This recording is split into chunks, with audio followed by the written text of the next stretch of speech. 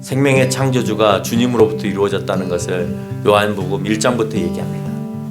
생명의 근원이 주님이시고 다양한 이적을 통해서 생명의 주관자이신 예수 그리스도이심을 오늘 예수님의 영광을 위해서 보여주고 계십니다. 내가 병을 고치는 이야, 내가 먹을 것을 주는 이야, 나는 그런 능력을 가지고 있는 이야, 그것을 나타내기 위한 것이 아니라 그가 하나님이심을, 그 영광을 나타내기 위해서 하고 계시다라고요.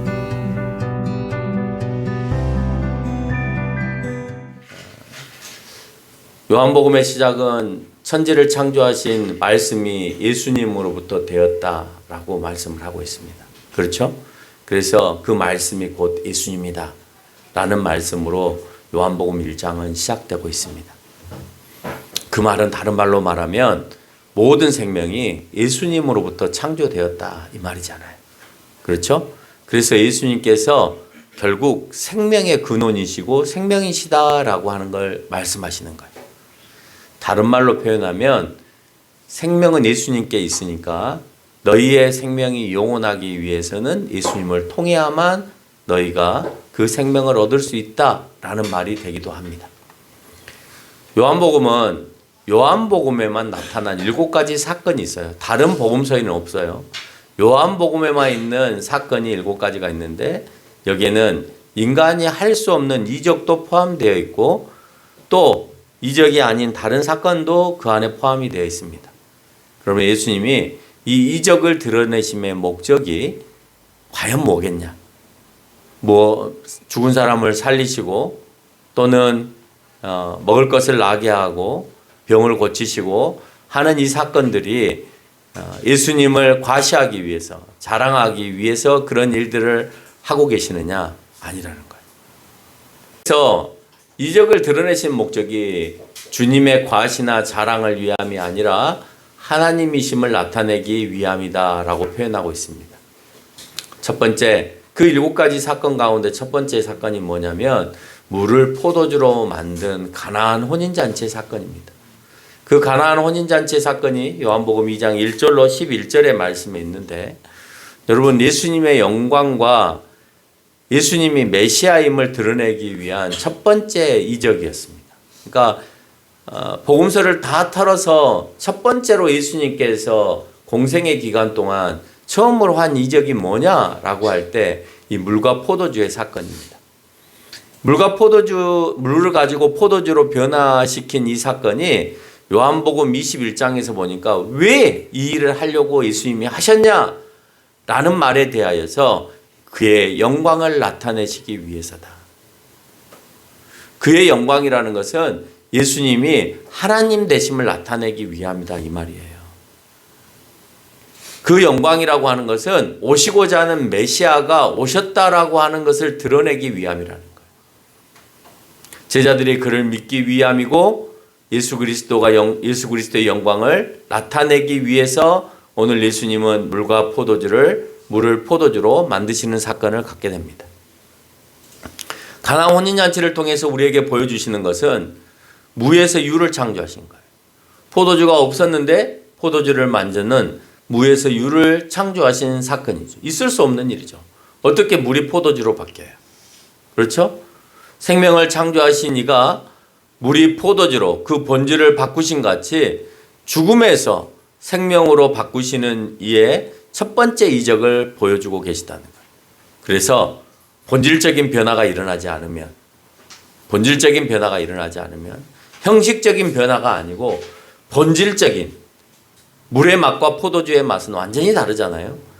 물의 맛으로 존재하는 것이 아니라 포도주의 맛으로 본질적으로 변하지 않으면 너희에게는 생명이 없다. 이런 말씀을 하고 계십니다.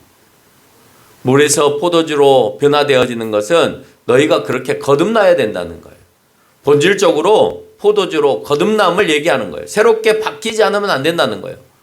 그렇게 바뀌지 않으면 너희에게는 영생이나 생명이 없다는 거예요. 여러분 가장 큰 선물이 생명이라고 얘기했잖아요. 생명보다 더 비싼 건 없어요. 여러분 아파서 누워있는데 뭐로 그걸 어느 대가로 지불해서 그 아픔과 그 죽음 가운데서 건져낼까 할 때 그건 돈의 값어치로 할 수 없는 거죠. 그러면 1,000,000원이 들고 1억이 들고 10억이 든다 해도 내 생명과 바꿀 것이 있다면 하지 않겠어요? 내가 돈을 가지고 있다면? 돈이 없으면 어쩔 수 없지만. 근데 우리가 육체적인 이 육신을 위해서도 몇 천만 원을 들고 몇 억을 들고 10억을 들고 이렇게 최선을 다해서 하는데, 영원히 사는 생명을 하나님께서 허락하신다는데 우리는 거기에 대하여서 전혀 변화될 생각이 없는 거예요. 그렇게 큰 선물을 주신다는데 그게 큰 선물인지조차도 이해를 못하는 거예요. 여러분, 젊은 아이들에게 건강이 얼마나 최고인지 모르지? 라고 물어보면 모를걸요? 건강이 얼마나 비싼 건지 모르지? 그럼 모를걸요?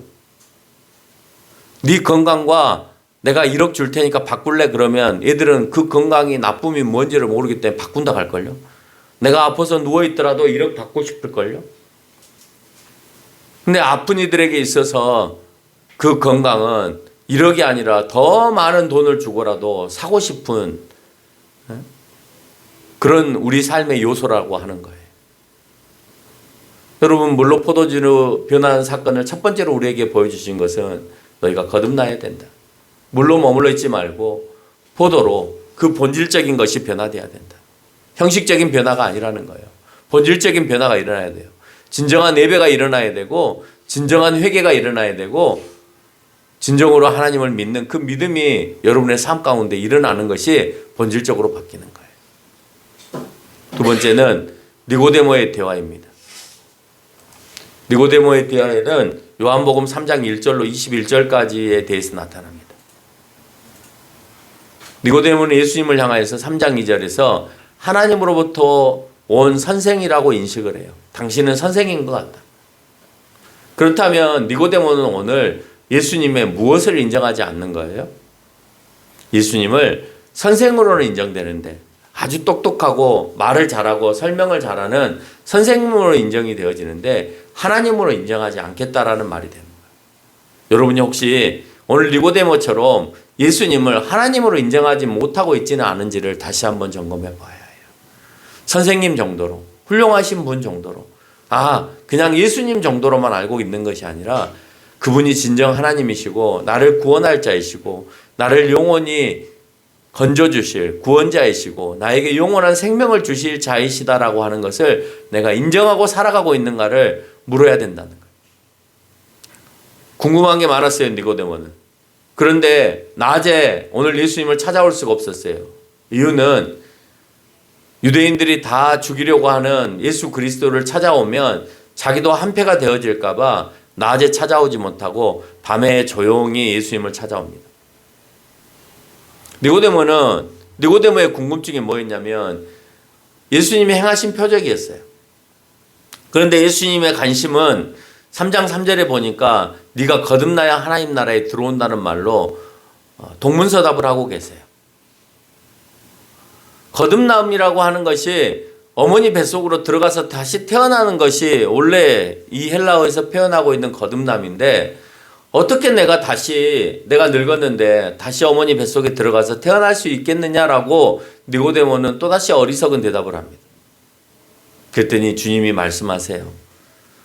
거듭남이란 엄마 뱃속에 들어가서 다시 나오는 것이 거듭남이 아니고 물과 성령을 통해서 거듭나야 된다. 이 단어는 하나로 되어 있어요. 물과 성령이 구분되어 있는 것이 아니라 물과 성령이 하나로 되어 있어요. 물로 세례를 받았잖아요. 물로 세례를 받았으면 성령을 통해서 이미 거듭났기 때문에 그 거듭남의 삶을 살아야 되는 거예요. 그래야 하나님의 나라를 볼 수 있어요. 하나님 나라를 본다는 것이 내가 보여. 하나님 나라가 보여. 거기에 사람들이 있어. 이렇게 보는 게 아니라 내가 하나님 나라가 내 안에 소유되었음을 느끼는 삶을 얘기하는 거예요. 그래, 나는 하나님의 백성인 게 확실한 것 같아.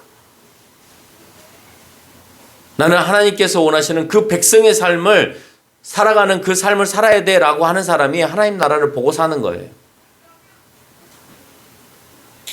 여러분, 없어도 보고 사는 거 많잖아요.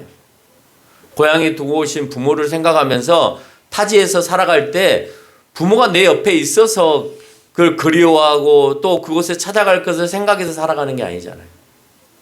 보이지 않아도 부모님은 늘 그곳에 계시니까 내가 그 마음을 품고 살아가는 거잖아요. 마찬가지예요. 하나님을 내가 꼭 하나님의 나라를 꼭 가지 않았다 하더라도 하나님의 나라가 내 안에 존재하면 하나님의 나라의 백성처럼 살아가는 것입니다. 물로 세례를 받고 세례를 통하여서 내가 거듭날 때 그 거듭남은 성령의 거듭남으로 함께 이루어진다고 했어요. 근데 그날의 성령의 거듭남으로 이루어지지 않았다면 죽어라고 기도해서 성령의 거듭남으로 이루어져야 되는 거예요. 내가 아직도 세례를 통해서 성령의 거듭남이 일어나지 않았구나. 내가 오늘 하나님과 다시 대면하여서 목사님이 얘기하시는 대로 성령을 통해서 내가 온전히 거듭남에 일어나는 일이 일어나야 되겠다. 그렇게 하지 않으면 하나님의 나라를 볼 수 없고, 하나님의 나라를 볼 수 없다는 것은 내가 구원받지 못했다라고 하는 증거이기 때문에, 구원받지 못했으면 나는 영원히 살 수 없고, 영원히 살 수 없으면 지옥에 갈 수밖에 없다라고 하는 그 답으로 연결이 되어지는 거예요. 너무 슬프잖아요. 나는 교회를 나갔고 세례도 받았는데 나는 하나님 나라를 볼 수 없고, 그래서 내가 지옥으로 간다면 너무 불행한 거잖아요. 차라리 그럴 바에는 내가 세상에서 친구들하고 재밌게 놀고 맛있는 거 먹고 나쁜 짓 마음껏 하고 내 마음대로 살다가 그냥 갈 걸. 그것도 못하고 저것도 못하고 천국도 못 가고 지옥에 가서 한탄하면서 그 부자처럼 내 혓바닥에 아브라함을 통하여서 물 한 방울만 찍어달라고, 그래서 내 혀를 서늘하게 해달라고, 그렇게 내가 아우성치고 살지는 않을까? 그런 생각을 해야 된다는 거예요. 다시 태어나는 것은 교회에 온 것이 아니라 성령을 통해서 거듭나야 가능한 것입니다. 그것이 세례와 함께 이루어져야 되고, 세례가 형식이 되지는 않아야 되며 성령을 통해서 온전히 거듭나야 된다라고 하는 거예요. 세 번째는 오늘 그 7개 가운데에서 사마리아 여인과의 대화를 요한복음 4장 4절로 42절까지 설명하고 있습니다. 사마리아 땅은 당시만 하더라도 유대인들이 들어가지 않는 지역이었습니다. 여로보암 1세가 북이스라엘을 세우고 베델 단에다가 송아지와 우상을 세웠습니다. 그것을 중심으로 제사를 이 북이스라엘 사람들은 지내기 시작했어요. 그래서 그때부터 제사를 지냈으니까 이곳이 제사를 지내는 장소라고 생각했던 거예요. 뿐만 아니라 하나님을 향한 이 모든 행위들을 음란의 행위로 보았습니다. 여러분, 우상 숭배를 했던 그곳을 철거하고 제사를 지냈지만 유대인들은 그렇게 우상 숭배를 했던 그 땅이 부정한 땅, 음란한 땅으로 그렇게 제시를 했던 거예요. 뿐만 아니라 아수르의 침략을 통하여서 북이스라엘 백성들이 이방인과 혼인으로서 성적으로 또 음란해질 때, 그래서 이스라엘 백성들과 순수한 그 이스라엘 백성들을 유지함이 아니라 불순한, 순수하지 않은 자기의 혈통들을 유지함으로 인해서 유대인들이 그 당시까지만 하더라도 자기들이 순수하였다는 이유 때문에 음란한 백성으로 북이스라엘을 손가락질하기 시작했습니다. 그러나 유대인들은 예수님이 오셨을 당시에 손가락질을 할 만한 그런 사람들이 아니죠. 왜요? 남유다의 유대인들 역시도 그들도 바벨론과 또한 페르시아에 끌려가서 그곳에서 또 그리스 사람들과 혼인의 관계를 가지면서 그들도 순수 민족이 되지 않고 혼혈 민족이 되었기 때문에 그렇습니다. 그럼에도 불구하고 예수님이 오셨던 이 당시에 그들이 순수하다라고 자부하면서 북이스라엘 사람들은 아직까지도 음란하고 혼혈적인 민족이라고 손가락질하면서 그들을 비판하고 그 지역에 들어가지도 않고 그 지역 사람들과 말도 하지 않았습니다. 그런 관계로 그 땅을 부정하여서 유대인들은 들어가는 습관을 가지고 있었지만, 들어가지 않는 습관을 가지고 있었지만 예수님은 그 땅에 일부러 들어가십니다. 4장 9절에서 사마리아 여인도 알고 있었습니다. 그 사실을. 당신이 왜 나에게 물을 달라 하느냐. 유대인이 사마리아 여인과 상종하지 아니함이라라고 설명하고 있습니다. 사마리아 여인은 육체적으로 생명을 유지하기 위해서 우물에 물을 뚫어 나왔습니다. 물을 먹어야 육체가 살기 때문에. 여러분, 물을 먹어야 육체가 살잖아요. 그래서 우리는 어쩌면 물을 뜨러 다니는데 최선을 다하고 살아가요. 왜? 내 육체의 생명을 연장하기 위해서. 그것도 해야 되죠. 그런데 만에 하나 육체의 물을 뜨기 위해서 살아야 되느냐, 내 영혼이 살기 위해서 죄를 짓지 말아야 되느냐는 결정을 내릴 때는 어쩌면 내가 물을 안 먹고 죽는 한이 있더라도 내가 예수 그리스도 앞에 영원한 생명을 얻기 위해서 가감한 결단을 내려야 될 때도 있다는 거예요. 그곳에서 예수님 역시 피곤하고 지친 몸으로 여인을 보고 물을 달라고 요청합니다. 예수님도 육체를 가지고 오셨기 때문에 물을 드셔야 되고 또 식사도 하셔야 되는 거예요. 그렇게 살아가야 됩니다. 그래서 오늘 여인에게 물을 달라고 요청하는데 오늘 그 물만 예수님이 드시는 것이 아니라 4장 8절에 보니까 제자들은 먹을 것을 위하여서 동네로 들어갔다라고 되어 있습니다. 물을 달라는 예수님의 말에 여인의 대답은 너와 나는 아무런 상관이 없다. 왜 나에게 물을 달라 하느냐. 그리고 물 길을 바가지가 없다.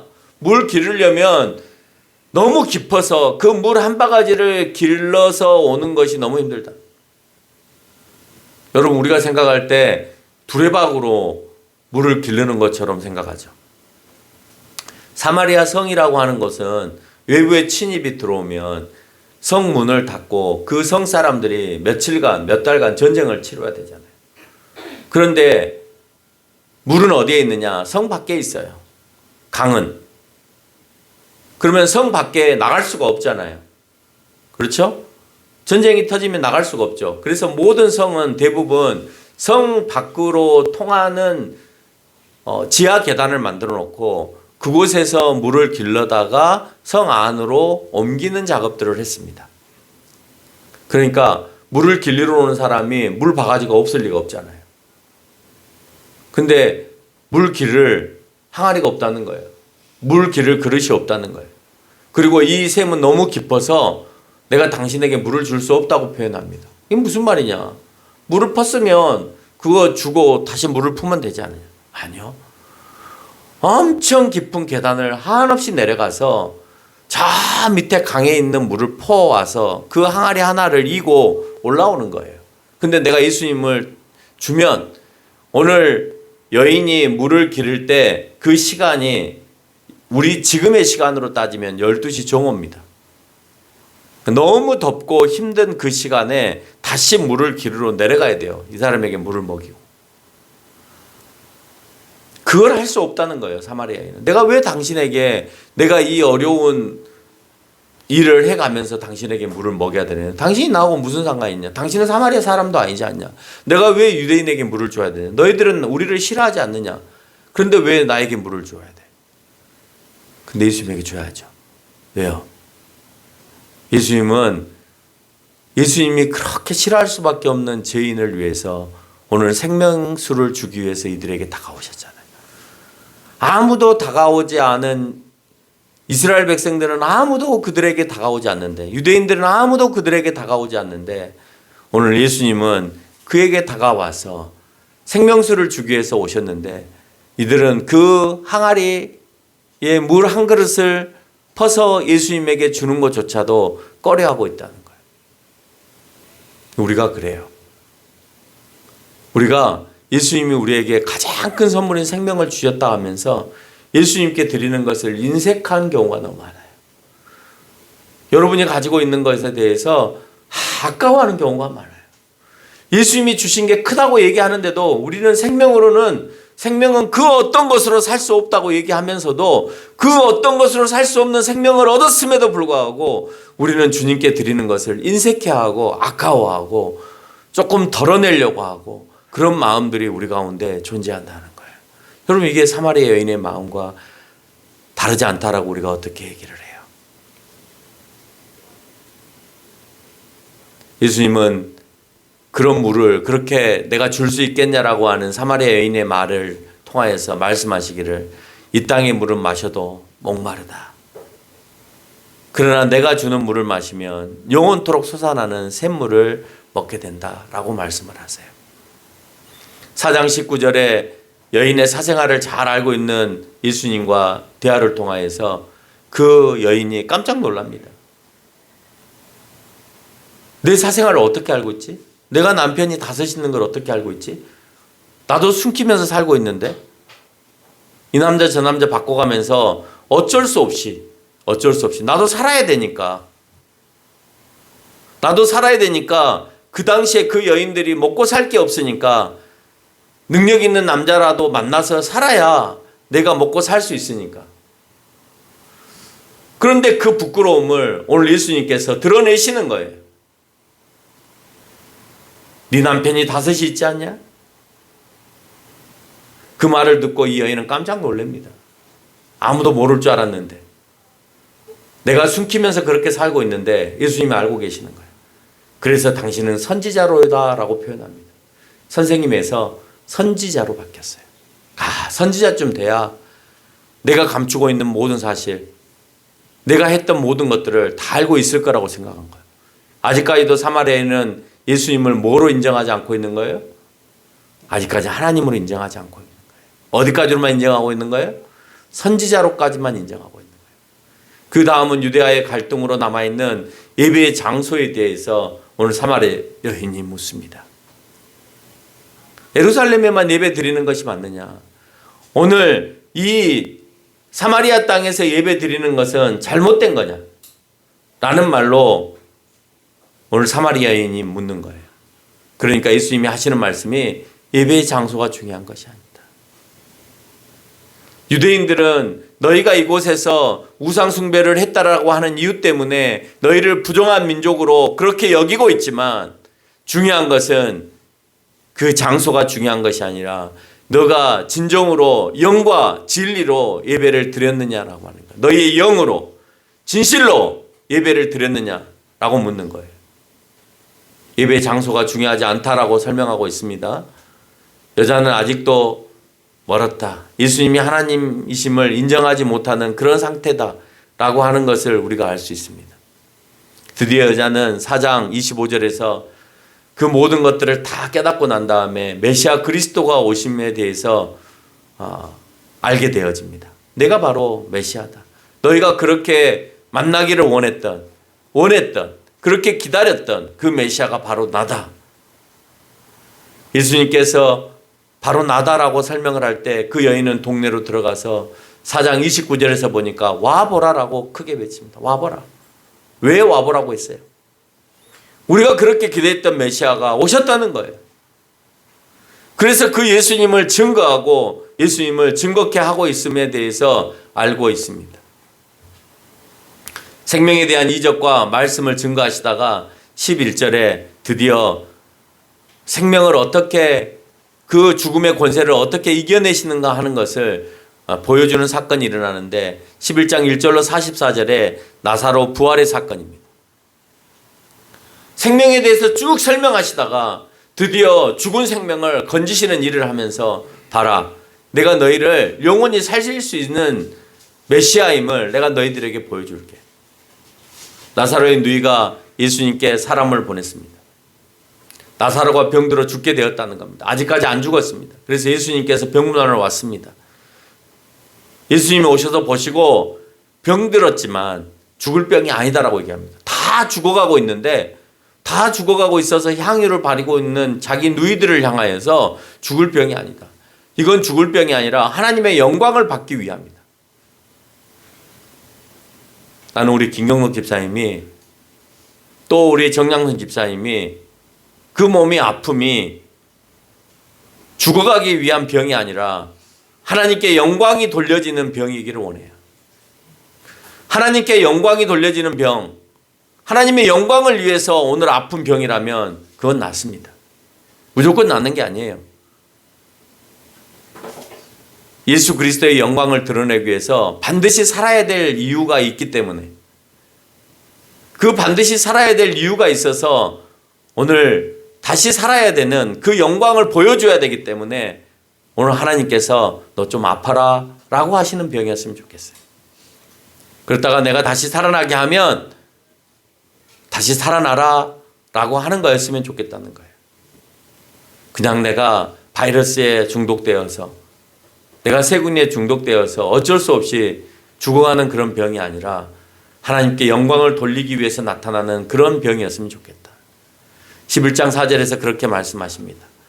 하나님의 영광을 받기 위해서. 죽을 병이 아니다. 이건 모든 사람이 걸려서 그냥 자연스럽게 죽는 병이 아니라 하나님의 아들로서 그 하나님의 아들을 드러내기 위한 영광.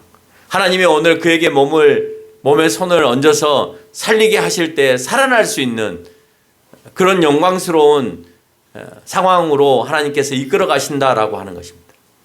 그리고 이틀을 계시다가 다시 유대로 내려가시고 나사로가 죽자 다시 베단 위로 올라가는 사건을 보게 됩니다. 나사로는 죽은 지 나흘이 되었습니다. 나흘이 됐으면 모든 것이 다 썩습니다. 죽어도 이기는 예수님의 생명의 권세를 제자들에게 보여주심으로써 11장 15절에서 제자들로 하여금 믿게 하기 위해서라고 했습니다. 나사로가 죽게 된 이유는, 병이 들어서 듣게 된 이유는 다른 게 아니에요. 오늘 믿게 하기 위해서 그러는 거예요. 제가 목회를 나오면서 하나님께 늘 기도하는 게 있어요. 저렇게 하나님을 믿지 못하는 아이들이 정말 기도를 통해서 어떤 사람이 일어나고 어떤 문제가 해결이 되었을 때 하나님이 계시구나 하는 것을 믿게 할 그 사건을 하나님 저에게 한 번만 허락해 주라고. 제가 목회를 나오면서 기도했던 딱 하나의 기도. 나는 그 기도가 언젠가는 이루어질 거라고 생각을 해요. 그리고 수도 없이 반복해서 기도하고 있고 그걸 수십 년째 여러분에게 얘기하고 있어요. 분명히 그럴 날을 나에게 한 번은 주실 것이다. 왜? 믿음 없는 아이들에게 이런 일이 과연 일어난다고? 왜? 이런 일을 봐야만 믿는 아이들에게. 나는 그런 일을 안 봐도 믿는데 그런 일을 봐야만 놀라서 무서워서 두려워서 믿어야 되겠구나 라고 생각하는 이들이 있으니까 하나님 그렇게 믿지 못하고 하나님에 대해서 장난으로 예배를 드리고 대충 예배를 드리는 그런 사람들을 향하여서 하나님 한 번만 보여주세요. 그 때가 되어지고 그 상황이 벌어지고 꼭 그 일을 보이셔야 될 때 오늘 예수님께서 죽은 나사로를 일으켜 세워서 예수 그리스도의 영광을 드러내신 것처럼 이들은 그것을 봐야만 믿기 때문에 예수님의 제자들도 그걸 믿음으로 그걸 봄으로 인하여서 믿게 하기 위해서다라고 말씀하신 것처럼 나도 우리의 성도들이 믿게 하기 위해서 하나님 나에게도 그런 권세를 한 번만 하나님 허락해 주세요 라는 기도를 합니다. 언젠가는 보여주실 것 같아요. 언젠가는 나에게도 한 번의 능력을 주실 것 같아요. 그래서 할 수 없는 일을 이루실 것 같아요. 여기서 주님은 요한복음에게 강조하신 말씀의 핵심을 드러냅니다. 요한복음은 생명이라고 했잖아요. 요한복음을 한마디로 표현해라 그러면 생명이에요. 그래서 생명에 대한 언급들을 계속해서 하고 있고 설명하고 있는 거예요. 나사로까지. 그런데 여기에서 그 핵심적인 단어를 한 문장으로 설명을 하고 있는데 그게 요한복음 11장 25절에 등장하고 있는 나는 부활이요 생명이니 나를 믿는 자는 죽어도 살겠고라는 표현을 하고 계십니다. 죽어도 살겠고. 나사로야 죽었냐? 그래도 넌 살아. 얼마 또 살다가 죽겠지. 그때는 예수님의 영광을 드러내서 죽는 게 아니니까 영원히 죽겠지. 그때는 살고 싶어도 못 살겠지. 영원히 죽어도 너는 다시 살아. 부활로. 그것을 믿는 자는 죽어도 살겠고라고 되어 있습니다. 믿는 자. 듣는 자가 아니고 믿는 자. 나는 그 사실을 믿습니다라고 고백하는 이들은 내가 죽어도 영원히 살게 되어진다는 거예요. 그리고 세 가지가 연결되어 있습니다. 선한 목자의 비유가 요한복음 10장 1절로 18절에 포도나무 가지의 비유가 요한복음 15장 1절로 11절에 되어 있습니다. 이 두 비유는 양과 목자, 가지와 포도나무의 비유로 자신을 통해서만 또 자신에게 붙어 있어야만 자신과 함께 있어야만 생명을 유지할 수 있다는 거예요. 양이 목자와 같이 있지 않으면 옆에서 늘 잡아먹으려고 하는 승냥이나 일이나 늑대나 곰이나 호랑이들로부터 사자로부터 먹잇감이 되어지거나 아니면 그 양을 훔치려고 하는 도둑대들로부터 그 양이 도둑질을 당해서 죽임을 당하고 가죽이 벗김을 당해서 고기를 빼먹는 그런 일들을 하게 되겠죠. 양이 목자의 주변에 있지 않으면, 목자와 관계를 갖고 있지 않으면 그 생명이 위태로움을 설명하는 것이고, 포도나무가 그 가지가 그 포도나무에 붙어 있지 않으면 그때부터는 말라서 죽게 되어짐을 설명하면서, 너희가 그 생명을 유지하기 위해서는 하나님의 관계가 끝까지 유지되어야 된다라고 하는 것을 우리에게 설명하는 거예요. 아무리 우리가 믿어도요, 제자들이 믿었잖아요. 믿었는데 계속해서 유지하냐고요. 예수님이 십자가에 못 박힐 때 유지 못하잖아요. 유지 못하고 다 고향으로 돌아가잖아요. 그러니까 다시 또 예수님이 그들에게 찾아가서 그 관계를 유지하기 위해서 또다시 만나 주시잖아요. 우리는 시시각각 포도나무에서 떨어져 나가려고 노력하고 목자로부터 떨어져 나가려고 노력하는 거예요. 여러분, 그 관계가 끊어지면 우리의 생명도 끊어지는 거예요. 내가 예수님하고의 관계가 유지가 되었는지, 예수님을 목자로 인정해서 내가 예수님에게서 멀리 떠나려고 하지 않는지, 그래서 내가 호랑이나 사자나 곰이나 늑대의 밥이 되려고 멀리까지 도망가지는 않는지, 내가 목자의 영역에서 벗어나서 내 마음대로 푸른 초원에서 풀을 뜯고 싶지만 자기는 어디에가 풀이 무성하게 나 있는지 모르니까 굶어 죽을 수도 있는 그런 상황이죠. 목자는 지금 이 시간에 어디에 풀이 많이 자라나는지 알고 있기 때문에 그들을 인도해서 푸른 초장에 누워서 충분히 먹고 쉬게끔 하고 있다는 겁니다. 그래서 목자와 관계를 갖지 않으면, 그래서 포도나무에 붙어 있지 않으면 너희들이 말라서 죽게 되어진다라고 하는 것을 설명하는 것입니다. 그리고 마지막 7번째, 제자들의 발을 씻기는 사건이 요한복음 13장 1절로 17절에 얘기합니다. 너희가 그렇게 믿느냐? 예수 그리스도가 생명이심을 믿고 너희가 나처럼 내 길을 따라오기를 믿느냐? 그러면 그 다음에 해야 되는 것은 이제는 나처럼 겸손과 복종의 자세로 내 제자의 모습으로 따라가야 된다라고 얘기하는 거예요. 만찬자리에서 발을 씻기는 사건은 스승이 제자의 발을 씻기는 것은 있을 수 없는 일이었습니다. 말도 안 되는 거였고, 만약에 그렇게 하라고 했다면 엄청 수치스러운 사건이었습니다. 그런데 예수님이 솔선수범해서 제자의 발을 씻겨줍니다. 이건 종이 주인에게 했던 행동입니다. 그런데 선생이 제자에게 한다는 것은 말도 안 되는 일이었죠. 가족도 내 발을 씻길 수 있는 상황이 아니라 종이 주인을 위해서 하는 행동이 이 발을 씻기는 일이었습니다. 그런데 예수님이 오늘 종의 자리에 내려가셔서 제자들을 주인의 자리로 올리면서 겸손과 복종의 자세를 보이시면서 오늘 제자들을 향하여서 너희가 내 길을 따라오려거든 이 생명을 소유한 가운데에 이런 영적인 정결함을 가지고 겸손과 복종의 이 섬김의 모습으로 너에게 맡겨진 그 어린 양들을 이제 잘 양육하기를 원하고 있다는 겁니다. 섬김의 자세, 겸손한 자세, 복종의 자세가 그들의 삶 가운데 일어나지 않으면 그 양들을 치를 수가 없어요. 내가 내 시간을 얻기 위해서 내 양들을 돌보지 않으면 그 양들이 죽고 마는 거예요.